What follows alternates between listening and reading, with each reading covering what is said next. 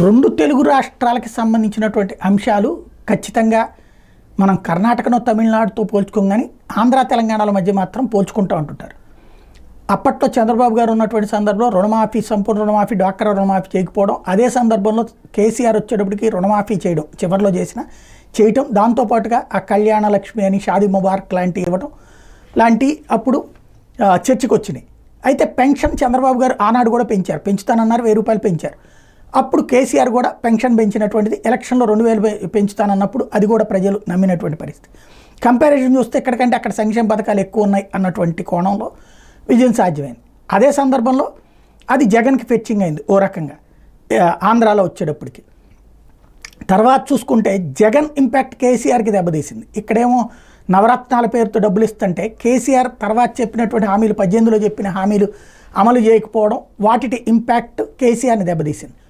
ఇప్పుడు రేవంత్, చంద్రబాబు ఇద్దరు కూడా కొత్తే ఇక్కడ. ఎందుకంటే ఇప్పుడు కొత్త ప్రభుత్వాలు అన్నారు. కొత్త అంటే చంద్రబాబు గారు ఏదో కొత్త వాళ్ళని కాదు, రేవంత్ రెడ్డి కొత్త వాళ్ళని కాదు. రేవంత్ రెడ్డి తొలిసారి ముఖ్యమంత్రి అయ్యారు, చంద్రబాబు 4వసారి ముఖ్యమంత్రి అయ్యారు. అయితే అధికారంలోకి రాగానే పెన్షన్ పెంచుతామని చెప్పేసి రేవంత్ హామీ ఇచ్చారు, చంద్రబాబు హామీ ఇచ్చారు. మనకంటే 6 నెలల ముందు ఎన్నికలు జరిగినాయి తెలంగాణలో, 2023లోనే జరిగిపోయింది. తెర చూస్తే ఇప్పటిదాకా ఆ పెన్షన్ పెంచింది లేదా, బస్సులు తప్పించి మరొక అంశం కనిపించట్లేదు. అదే సందర్భంలో పెన్షన్ పెంపు అన్నటువంటి ఇష్యూ జరిగిందా?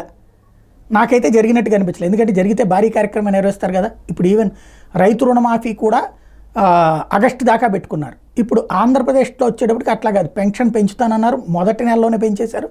అట్లాగే ఒక్క రోజులోనే 95% చెల్లించేశారు, సచివాలయాల సిబ్బంది ద్వారానే చేయించారు. టోటల్గా చూస్తే 4000 రూపాయలు, అంటే ఇంకొక ఏప్రిల్ నుంచి లెక్కేసి 3000, మొత్తం 7000 రూపాయలు చేతికిచ్చారు. అదే సందర్భంలో రెండవది వచ్చేటప్పటికి ఏదైతే వికలాంగులకి 6000 రూపాయలు పెంచుకొచ్చారు.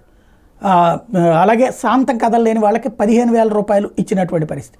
బట్ అక్కడ పెంచుతానన్నటువంటి పెన్షన్ పెంచారా? పెంచితే నో ప్రాబ్లం. నాకైతే పెంచినట్టు కనిపించట్లేదు. తెలంగాణ మిత్రులే చెప్పాలి.